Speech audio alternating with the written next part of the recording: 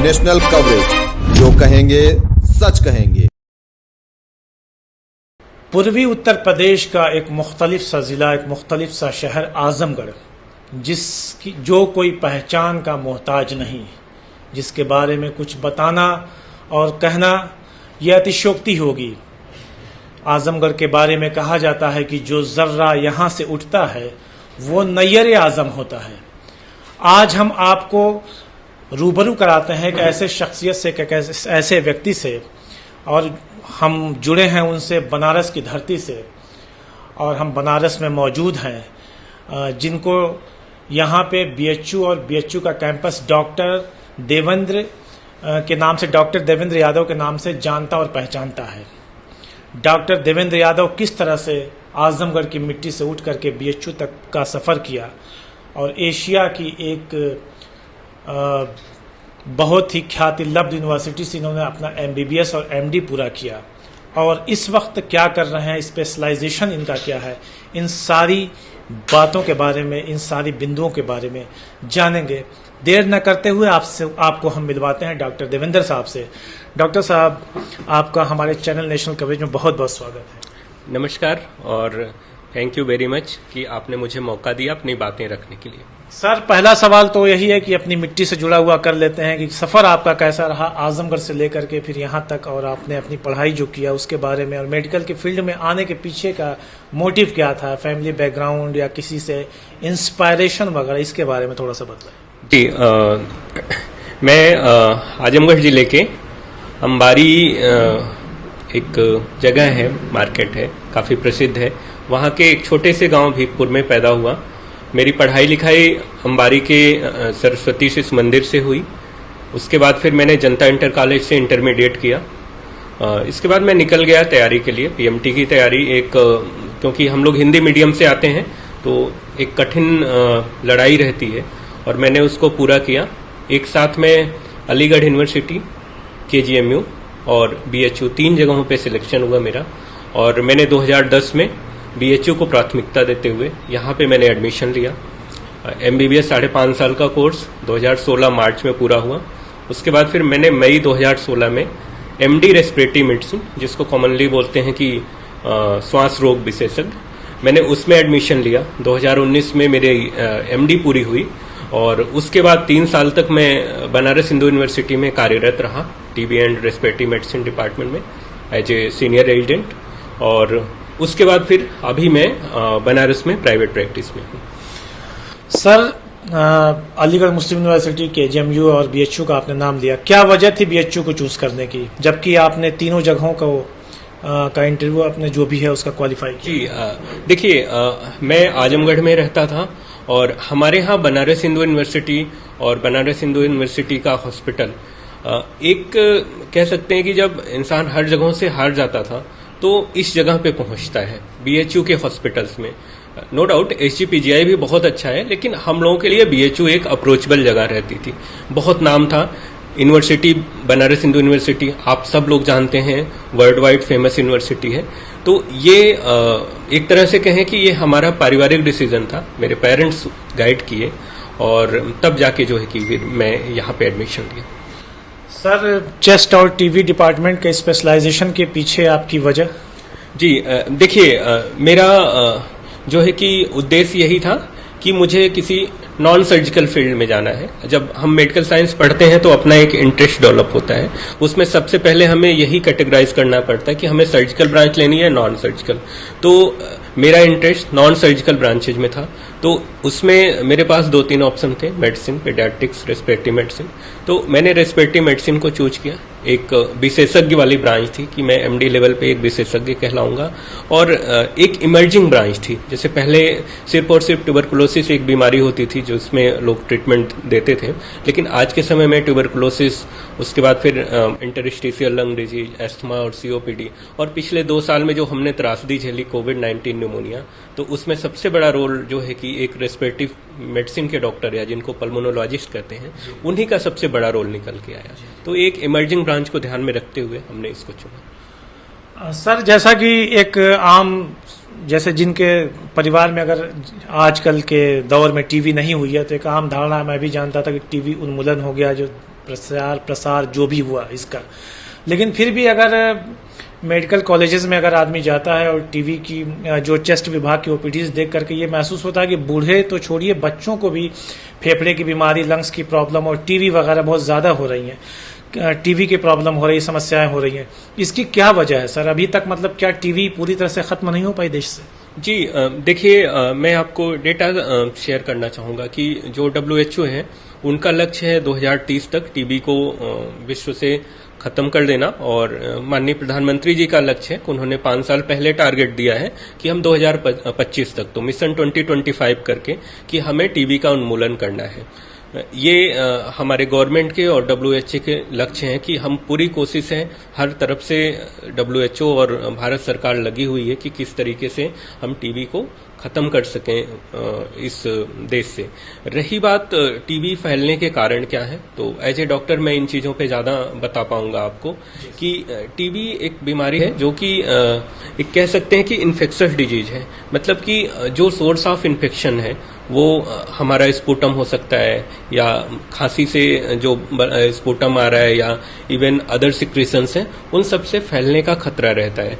तो बड़ी कैजुअल सी अप्रोच रहती है। आप इवन गांव में, शहरों में हर जगह देखेंगे कि जैसे कोई भी इंसान खांसी करता है तो वो जनरली रुमाल वगैरह पे मतलब मुंह पे रखते नहीं है। अगर प्रॉपर, अब तो जैसे मास्क आ गए तो मास्क से जो है कि काफी प्रिकॉशन लिए जा सकते हैं। तो ये बहुत बड़ा कारण रहा है, जिसको मेडिकल लैंग्वेज में कहते हैं कि एयर ड्रॉपलेट जो सोर्स है इन्फेक्शन का। अब क्योंकि इतना ज्यादा इन्फेक्शंस है, एक पर्सन जो इन्फेक्टेड है वो कई पर्सन को जो है कि बीमारी फैला सकता है जब वो एक्टिव फेज में है। दूसरी एक चीज है कि दो चीजें जैसे मेडिकल साइंस में कही जाती हैं कि एक इन्फेक्शन रेट और एक डिजीज। तो इन्फेक्शस रेट इंडिया में काफी ज्यादा है, 30 to 35% जो है कि लोग इन्फेक्टेड हैं, लेकिन डिजीज सब में नहीं आती। जैसे आपने देखा होगा कि कोविड में एक नाम दिया गया कि एसिम्टोमेटिक कोविड, मतलब उनमें सिम्टम्स नहीं थे। वही सेम चीज है ट्यूबरकुलोसिस के साथ कि बहुत सारे लोग हैं जिनको कोई सिम्टम्स नहीं है। सिम्टम्स कब उभर के आते हैं? जब इम्यूनिटी लो हो रही है, किन्हीं वजहों से प्रॉपर न्यूट्रिशन नहीं मिलता, खान पान अच्छा नहीं होता। आपने अभी बताया कि हमारे युवा जन भी काफी संक्रमित हो रहे हैं। उसका कारण एक है कि जैसे आज के युवा कुछ कहीं कहीं ऐसी परिस्थितियां हैं जहां प्रॉपर न्यूट्रिशन नहीं मिल पा रहा है, लेकिन कई ऐसे घरों के बच्चे हैं जहां वो बिल्कुल हर तरीके से संपन्न हैं, लेकिन वो उन चीजों को नहीं अच्छे से खा रहे हैं जिनकी जरूरत है। बल्कि फास्ट फूड हो गया, जो मार्केट में फूड प्रिपेयर हो रहे हैं, बहुत सारे बर्गर, पिज्जा, इन सब चीजों पे फोकस करते हैं जिसमें हमें न्यूट्रिशन प्रॉपर नहीं मिलता। दूसरा, बहुत सारे युवाजन हैं जो हमारे आपके जिलों से, गांव से निकल के बाहर तैयारी करने जाते हैं, हॉस्टल्स में रहते हैं, वहां पे वो प्रॉपर तरीके से खाना पीना उनको नहीं मिल पाता। ऐसे लोगों की संख्या काफी ज्यादा है। और बहुत सारी ऐसी लड़कियां जो डाइटिंग करती हैं कि नहीं वेट कम करने के लिए, उनमें ये संख्या देखी गई है। दूसरा एक कारण जो मैं आपको शेयर करना चाहूंगा कि हमारे दिमाग में रहता है कि टीबी मतलब पल्मोनरी टीबी, कि हमको खांसी आ रही है और बलगम निकल रहा है, बुखार आ रहा है। उसके अलावा भी टीबी के बहुत सारे रूप हैं, जैसे एब्डोमिनल टीबी हो गया। बहुत सारे लोगों को लंबे समय से पेट दर्द की शिकायत रहती है, दर्द की दवा लेते हैं, ठीक होता जाता है, लेकिन वो बीमारी बन के बाद में उभर जाती है। बाद में पता चलता है कि वो टीबी इंटेस्टाइन में है या फिर इंटेस्टाइनल लिम्फ नोड्स में है। दूसरा एक फॉर्म है जिसको इंटेस्टाइन में जो टीबी होती है वो इंटेस्टाइन को गला देती है, क्या करती है? जी, इंटेस्टाइन में इन्फेक्शंस होते हैं मेनली। लेमैन हमारे दर्शकों को समझाना हो तो क्या बोलें? जी देखिए, जो हमारी छोटी आंत और बड़ी आंत है, उसमें जब टीबी का बैक्टीरिया इन्फेक्ट करता है तो उसके 2-3 फॉर्म होते हैं। एक तो अल्सर्स बना देता है, दूसरा ये होता है कि वहां पे एबनॉर्मल ग्रोथ सी हो जाती है। तो दोनों जगहों से कभी उसको में जी पॉलिप्स वगैरह बन सकते हैं, हाइपरट्रॉफी हो सकती है। ये 2 फीचर्स मेनली निकल के आते हैं। और कभी कभी इतना ज्यादा हाइपरट्रॉफी हो जाती है कि ऑब्स्ट्रक्शन भी कर देता है। तो उनमें मेनली सिम्टम्स रहते हैं कि जैसे इनफ्रिक्वेंट स्टूल्स होंगे, कभी एक दिन में 2 बार 3 बार जाना हुआ, कभी एक बार भी नहीं हो रहा है। जा रहे हैं तो बस वाटरी सिक्रेशंस आ रहे हैं, या जिनको मतलब कह सकते हैं कि प्रॉपरली दवाओं से दूर किया जाता है या सर्जरी से? देखिए, ज्यादातर केसेस में मेडिसिन इफेक्टिव हैं और अगर ऑब्स्ट्रक्शन कर रहा है, ऑब्स्ट्रक्शन तो हमेशा एक सर्जिकल इमरजेंसी होती है, उस कंडीशन में सर्जिकल इंटरवेंशन की जरूरत होती है, अदरवाइज मेडिसिन से। दूसरा एक बड़ा छुपा हुआ सा रूप है जिसको हम लोग गिल्टी बोलते हैं, गले में हो जाता है या सुप्राक्लेविकुलर रीजन, जो हमारी एक क्लेविकल बोन है उसके ऊपर लिम्फ नोड्स हो जाते हैं, इसको सर्वाइकल लिम्फ नोड्स बोलते हैं, सर्वाइकल लिम्फ नोड्स का ट्यूबरकुलोसिस। आज की यंग जनरेशन में ये बहुत ज्यादा हमको देखने को मिल रहा है। इसमें भी सेम वही है कि कोई पर्सन इन्फेक्टेड हुआ और वो सोर्स ऑफ इन्फेक्शन चाहे जो भी रहा हो, और वो लंग्स के लिम्फ नोड से होते हुए फिर सुप्राक्लेविकुलर लिम्फ नोड्स या सबमेंटल सबमैक्सिलर इन सब लिम्फ नोड्स में वो पहुंच के इन्फेक्शन करता है। इन सब में रिस्पांस भी काफी स्लो मिलता है। और एक सीवियर फॉर्म अब जब इन सारे ट्यूबरकुलोसिस का आ गया है, ड्रग रेजिस्टेंट टीबी, जो आज के समय में सबसे बड़ा खतरा यही हो गया, ड्रग रेजिस्टेंट टीबी। क्या बोला आपने? ड्रग रेजिस्टेंट टीबी, जिसको कॉमनली एमडीआर टीबी बोलते हैं। जी जी। वो उसके क्या सिम्टम्स होते हैं? उसमें भी देखिए, जब हम लोग टीबी की दवाओं को क्लासिफाई करते हैं, कैटेगराइज करते हैं, तो 4 दवाएं जो जिनको कहा जाता है कि सिंपल टीबी है, ड्रग सेंसिटिव टीबी है। जब कोई बीमारी जो है कि टीबी की, जब इन दवाओं का असर उस पर नहीं हो रहा है, और वो हमको पता कैसे चलेगा? एक तो सिम्टम्स की, जैसे हमने टीबी की दवा लेना शुरू किया, जो एक रेजिमेन है आइसोनिएजिड, रिफाम्सिन, पायराजिनामाइड और एथेम्ब्यूटाल, एक कॉम्बिनेशन ऑफ ड्रग्स हमको ड्रग सेंसिटिव टीबी में चलाया जाता है। अगर ये इससे जो है कि सिम्टोमेटिकली रिजॉल्व नहीं कर रहा है, तो एक डाउट होता है कि हम आगे टेस्ट कराएं कि ऐसा तो नहीं कि ड्रग रेजिस्टेंट हो गया। तो जब हम फिर ड्रग रेजिस्टेंट टेस्ट कराते हैं, उसमें अगर ये पॉजिटिव निकल के आ रहा है कि रिफाम्सिन से ड्रग रेजिस्टेंस है या आइसोनिएजिड से है, तो उसके बाद फिर हम एक डिफरेंट रेजिमेन उसको बनाते हैं, जो कि थोड़ा लंबा होता है, लंबे ड्यूरेशन का होता है। उसमें जो दवाएं होती हैं उनके साइड इफेक्ट्स ज्यादा होते हैं, तो धीरे धीरे ये प्रोसेस काफी कॉम्प्लिकेटेड है। सर, एक चीज आपने कहा कि जैसे टीबी के बहुत सारे लोगों में लक्षण बहुत कम होते हैं, दिखाई नहीं देते कुछ लोगों में, तो क्या कोई ऐसी ब्लड जांच है, खून की जांच है, जैसे हर आदमी वो जो जनरल अपना चेकअप कराता है, रूटीन चेकअप कराता है, तो कुछ ऐसी जांच जिसको करवा के ये आदमी कंफर्म कर सके कि हमारे अंदर टीबी के लक्षण या टीबी के बैक्टीरियाज डेवलप नहीं हो रहे हैं, इसको सिक्योर करने की कोई जांच है क्या, ब्लड रिपोर्ट? जी, बड़े दुर्भाग्य के साथ कहना पड़ रहा है कि कम से कम यहाँ के लिए अभी कोई ऐसे ब्लड टेस्ट अवेलेबल नहीं है जिसको गवर्नमेंट ऑफ इंडिया या फिर जो नेशनल बॉडी हेल्थ सेक्टर की जिसको रिकॉग्नाइज कर रही हो एज ए डायग्नोस्टिक मेथड। एक कॉन्सेप्ट आता है लेटेंट ट्यूबरकुलोसिस का, कि ऐसा तो नहीं कि हमारे शरीर में इसका सोर्स है, तो उसके लिए तो कुछ टेस्ट हैं, जैसे मेंटॉक्स टेस्ट हो गए, टीबी गोल्ड करके है जिनको इग्रा करके बोलते हैं, इग्रा टेस्ट है, ये सब लेटेंट टीबी को डायग्नोज करने के हैं। लेकिन अगर आप कहें कि ट्यूबरकुलोसिस है या नहीं है, ट्यूबरकुलोसिस की बीमारी, तो इसके लिए तो कोई ब्लड टेस्ट से इसकी डायग्नोसिस नहीं हो सकती। ये सिम्टम बेस्ड डायग्नोसिस है। जैसे हमको खांसी आ रही है तो हम स्पुटम टेस्ट कराएंगे, अगर हमको चेस्ट पेन और डिस्निया हो रहा है तो हम डाउट करेंगे कि ऐसा तो नहीं कि हमारे फेफड़े में पानी भर गया है, तो फिर हम उसमें एक्सरे कराएंगे और फ्लूइड निकलवाएंगे, उसका टेस्ट कराएंगे। अगर हमको पेट में दिक्कत आ रही है या पेट में सूजन आ रही है तो उसमें हम अल्ट्रासाउंड कराएंगे, देखेंगे कि आंत में कोई दिक्कत तो नहीं हो रही, पेट में तो पानी नहीं हो गया। अगर पेट में पानी हो जाता है तो उस पानी को निकलवा के, जिसको एसाइटिक फ्लूइड बोलते हैं, उसका वर्कअप करवाते हैं। कई लोगों को ऐसा होता है कि सिर दर्द, उल्टियां हो रही होती हैं, तो उस कंडीशन में, या कई लोगों को मिर्गी के दौरे आ जाते हैं, तो हमें एक संदेह होना चाहिए कि ऐसा तो नहीं कि ब्रेन टीबी हो गया है, जिसको या तो ट्यूबरकुलोमा हो सकता है या ट्यूबरकुलर मेनिंजाइटिस हो सकता है। तो ये एक्चुअली जो ट्यूबरकुलोसिस है ना, वो करीब करीब हर सिस्टम में हो सकती है। बोन टीबी मैं जो भूल गया था, शरीर के किसी भी अंग में और अंग तंत्र में हो सकती है।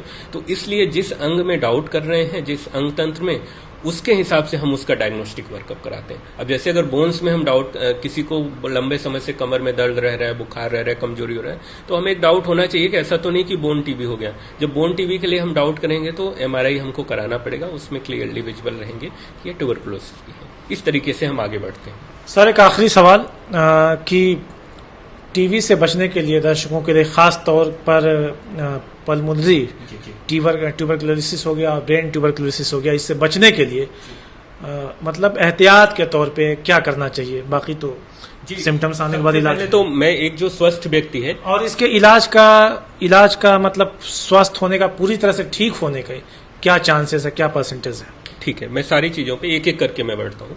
सबसे पहले सावधानियों के लिए जो स्वस्थ व्यक्ति है वो क्या करे। जो स्वस्थ व्यक्ति है, जो बिल्कुल भी जिसके अंदर सिम्टम्स नहीं है, वो अपने खान पान पे पूरा ध्यान दे। खासतौर पे हमारे युवा व्यक्ति हैं, वो प्रॉपर समय पे और प्रॉपर न्यूट्रिशन लें। जितनी हम कक्षा 5-6 से पढ़ते आए हैं कि एक संतुलित भोजन क्या होता है, उसके हिसाब से हम खाना पीना अपने चाहे घर में उपलब्ध हो चाहे बाहर से लेके उसको खाने की कोशिश करें। साथ में फूड सप्लीमेंट्स भी कई लोग लेते हैं, ले सकते हैं, उसके लिए कोई रोक टोक नहीं है। ठीक। दूसरा चीज कि जैसे जो व्यक्ति जिनको अदर बीमारियां हैं, जैसे कोई डायबिटीज का पर्सन हो गया या अदर इम्यूनो कम्प्रोमाइज्ड बीमारियां होती हैं, जैसे कई लोगों को कुछ ब्लड से रिलेटेड छोटे बच्चे हैं उनमें बीमारियां होती हैं, उन सब में खास और ज्यादा खास ध्यान देने की जरूरत होती है कि आपको जो है कि प्रॉपर प्रिकॉशंस लेने हैं। ठीक। तीसरी चीज कि जब बीमारी एक व्यक्ति को हो गई है किसी परिवार में, तो बाकी सदस्य कैसे बचें। उसमें देखिए इनिशियल के कम से कम 1 से लेके मतलब 4 से लेके 6 हफ्ते हाईली इन्फेक्टिव होते हैं। अगर किसी को पल्मोनरी टीबी है तो बेहतर यह है कि कोई डिस्क्रिमिनेशन की मैं बात नहीं कर रहा हूं, लेकिन बेहतर यह है कि हम जो है कि जिस व्यक्ति को बीमारी हुई है, अगर हो सके तो उसका अगर हमारे पास उपलब्ध है तो कमरा अलग रखें, और जो घर के छोटे बच्चे हैं, जो घर के बुजुर्ग हैं, उनसे उनके कांटेक्ट को कम से कम रखने की कोशिश करें। अगर उनको खांसी आ रही है तो स्पुटम वगैरह एक जगह थूकें, किसी बाल्टी में जो बंद ढक्कन का हो बर्तन, उसमें थूकें या उसमें राख वगैरह डाल दें, और बेहतर है कि मास्क लगा के रखें। अब आगे बात आती है कि ट्रीटमेंट अगर जरा भी डाउट हो रहा है, दो से जनरली कहा जाता है कि 2 हफ्ते से ज्यादा खांसी आ रही है तो हम उसकी जांच कराना चाहिए। अब सिर्फ खांसी तक ही टीबी नहीं सीमित हो रह गई है। अगर आपको एब्डोमिनल सिम्टम्स हैं, पेट से रिलेटेड कोई दिक्कतें हैं, कोई गिल्टी है, तो तुरंत आप एक डॉक्टर से संपर्क करें। कोई जरूरी नहीं है कि वो टीबी का ही डॉक्टर हो, एक जनरल फिजिशियन से भी संपर्क कर सकते हैं, एक रेस्पिरेटरी मेडिसिन के डॉक्टर से संपर्क करें। उसके बाद प्रॉपर जांच कराएं। अगर ये जांच में निकल के आता है कि ट्यूबरकुलोसिस है, कोई पैनिक होने की जरूरत नहीं है। Government of India free medicine की सप्लाई करता है, सारी जांचें मुफ्त है, चाहे वो स्पुटम की AFB हो गया, जीन एक्सपर्ट हो गया, या जो भी टेस्ट हैं। उसके अलावा गवर्नमेंट ऑफ इंडिया 500 रुपए पर मंथ का एक पोषण भत्ता देती है जो मरीजों को हेल्प कर सके, और पूरा ट्रीटमेंट लें। अगर छोटी मोटी कोई दिक्कतें आती हैं, कभी कभी दवाओं के साइड इफेक्ट्स होते हैं, गैस्ट्राइटिस हो सकता है कुछ, तो दवा बिल्कुल ना छोड़ें। आप किसी डॉक्टर से, या तो स्वास्थ्य केंद्र पे, सरकारी स्वास्थ्य केंद्र पे, या जो भी आपके करीबी डॉक्टर हैं उनसे संपर्क करें। उन दवाओं से के साथ में कुछ ऐसी दवाएं दी जा सकती हैं जिनसे आपके सिम्टम्स रुकें। बाय द वे, क्योंकि हम लोग मेडिकल कॉलेज में काम करते हैं, हमने काम किया है, तो हमने देखा है कि काफी कॉम्प्लिकेशंस होते हैं, उनको मैनेज करने के तरीके होते हैं। तो वो चाहे एक स्वास्थ्य केंद्र पे किया जा सकता है, जिला अस्पताल में, या मेडिकल कॉलेज के अस्पताल में। इलाज, जैसे कहते हैं ना कि पूरा इलाज हमें करना चाहिए, और तभी हम टीबी को जो है कि जड़ से मुक्त कर सकते हैं, और इस देश को टीबी मुक्त किया जा सकता है। बहुत बहुत धन्यवाद। ये थे वाराणसी से, काशी नगरी से डॉक्टर देवेंद्र साहब, जो कि चेस्ट विशेषज्ञ हैं, और उन्होंने बहुत ही ब्रीफली ट्यूबरकुलोसिस पे बात की। ये कहाँ कहाँ किस किस अंगों में हो सकती है, इसके बारे में पूरी तरह से विस्तृत ढंग से इन्होंने जानकारी दी, और कैसे उससे बचा जा सकता है, और अगर किसी को हो गई तो उसका इलाज क्या है भारत में। और WHO की जो गाइडलाइंस है कि 2030 तक ट्यूबरकुलोसिस को पूरी तरह से वर्ल्ड से खत्म किया जाए, उसके ऊपर जो है WHO काम भी कर रहा है, भारत सरकार का भी उस पर काम काज चल रहा है। इन तमाम बिंदुओं पर डॉक्टर देवेंद्र साहब ने बेबाकी से अपनी राय रखी, अपनी बात को बताई। उम्मीद करते हैं कि हमारे दर्शक इससे लाभान्वित होंगे और इस भयंकर रोग से बचने का पूरा उपाय करेंगे, और अपने को, खुद को, अपने परिवार को इससे सुरक्षित रखने के लिए हर संभव प्रयास करेंगे, जैसा कि डॉक्टर साहब बोल रहे थे। बहुत बहुत धन्यवाद। मैं नेशनल कवरेज के लिए मोहम्मद अख्तर, और इस खबर पर मेरे साथ कैमरे के पीछे हैं अरविंद यादव, और ये खबर आपके लिए डिज़ाइन कर रहे हैं आदित्य।